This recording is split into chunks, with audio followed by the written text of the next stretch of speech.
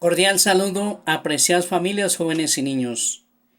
En este momento de encuentro personal con el Señor, seguimos profundizando en el misterio de la fe, en creo en Dios Padre Todopoderoso, Creador del cielo y de la tierra.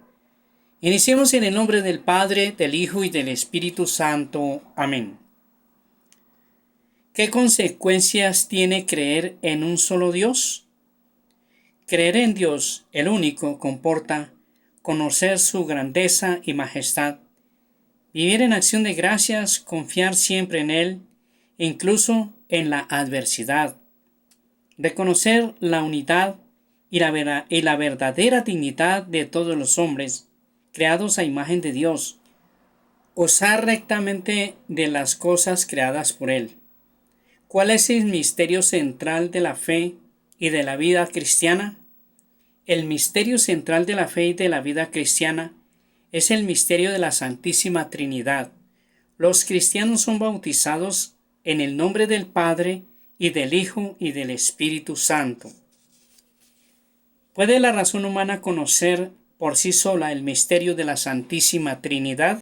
Dios ha dejado huella de su ser trinitario en la creación y en el Antiguo Testamento, pero la intimidad de ser como Trinidad Santa constituye un misterio inaccesible a la sola razón humana e incluso a la fe de Israel antes de la encarnación del Hijo de Dios y del envío del Espíritu Santo.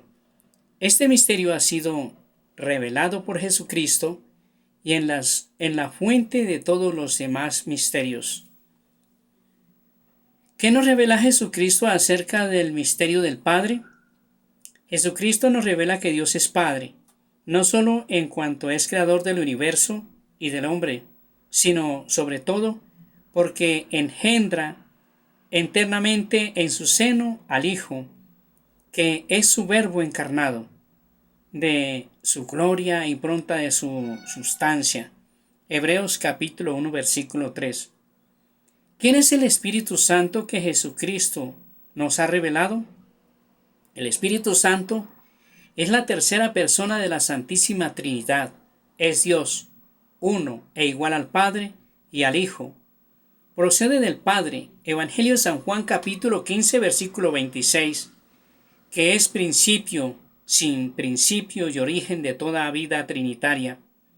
Y procede también del Hijo, por el don eterno que el Padre hace al Hijo, el Espíritu Santo enviado por el Padre y por el Hijo encarnado, igual a la Iglesia hasta el conocimiento de la verdad plena. Evangelio de San Juan capítulo 16 versículo 13. ¿Cómo expresa la Iglesia su fe trinitaria? La Iglesia expresa su fe trinitaria confesando un solo Dios en tres personas, Padre, Hijo y Espíritu Santo. Las tres divinas personas son un solo Dios, porque cada una de ellas es idéntica a la plenitud de la única e indivisible naturaleza divina. Las tres son realmente distintas entre sí, por sus relaciones recíprocas. El Padre engendra al Hijo, el Hijo es engendrado por el Padre, el Espíritu Santo procede del Padre y del Hijo. ¿Cómo obran las tres divinas personas? Inseparables en una única sustancia, las divinas personas son también inseparables en su obrar. La Trinidad tiene una sola y misma operación, pero en el único obrar divino, cada persona se hace presente según el modelo que le corresponde y propio de la Trinidad. Dios mío, Trinidad a quien adoro, pacifica mi alma. Haz de ella tu cielo, tu morada amada y el lugar de tu reposo. Que yo no te deje jamás solo en ella, sino que yo esté allí enteramente, totalmente despierta en mi fe, en adoración, entregada sin reservas a tu acción recreadora. Beata Isabel de la Trinidad. ¿Qué significa que Dios es todopoderoso? Dios se ha revelado como el fuerte, el valeroso.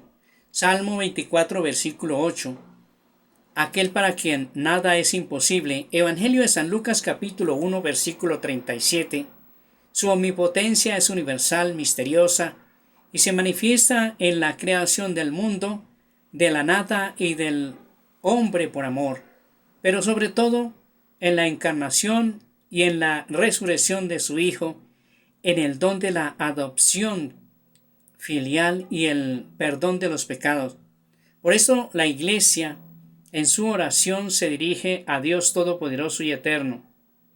¿Por qué es importante afirmar que en el principio Dios creó cielo y tierra? Génesis capítulo 1, versículo 1.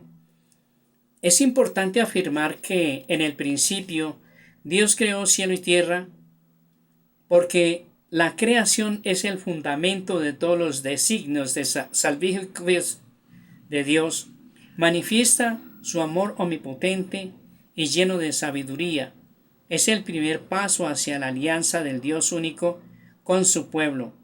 Es el comienzo de la historia de la salvación que culmina en Cristo. Es la primera respuesta a los interrogantes fundamentales sobre nuestro origen y nuestro fin. ¿Quién ha creado el mundo? El Padre, el Hijo y el Espíritu Santo son el principio único e indivisible del mundo, aunque la obra de la creación se atribuye especialmente a Dios Padre. ¿Para qué ha sido creado el mundo? El mundo ha sido creado para gloria de Dios, el cual ha querido manifestar y comunicar su bondad, verdad y belleza. El fin último de la creación es que Dios en Cristo pueda ser todo en todos. 1 Corintios capítulo 15 versículo 28, para gloria suya y para nuestra felicidad. Porque la gloria de Dios es que el hombre viva, y la vida del hombre es la división de Dios. San Irineo de Loyola. ¿Cómo ha creado Dios el universo? Dios ha creado el universo libremente con sabiduría y amor. El mundo no es el fruto de una necesidad, de un designio ciego o del azar. Dios crea de la nada. Segunda de Macabeos capítulo 7 versículo 28. Un mundo ordenado y bueno que Él transciende de modo infinito. Dios conserva en el ser el mundo que ha creado y lo sostiene, dándole la capacidad de actuar y llevándolo a su realización por medio de su Hijo y del Espíritu Santo. ¿En qué consiste la providencia divina? La divina providencia consiste en las disposiciones con las que Dios conduce a sus criaturas a la perfección última, a la que Él mismo las ha llamado. Dios es el autor soberano de su designio, pero para realizarlo se sirve también de la cooperación de sus criaturas, otorgando al mismo tiempo a éstas la dignidad de obrar por sí mismas, de ser causa de unas de otras.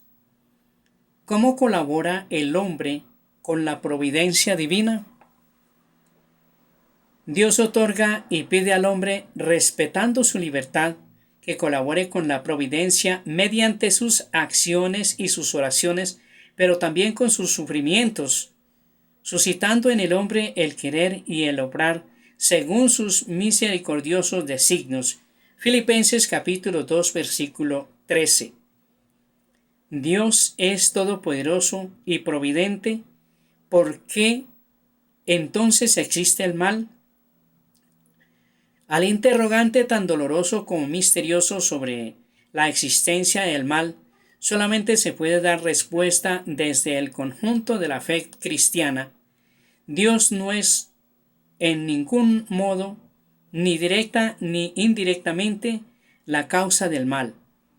Él ilumina el misterio del mal en su Hijo Jesucristo, que ha muerto y ha resucitado para vencer el gran mal moral, que es el pecado de los hombres y que es la raíz de los restantes males.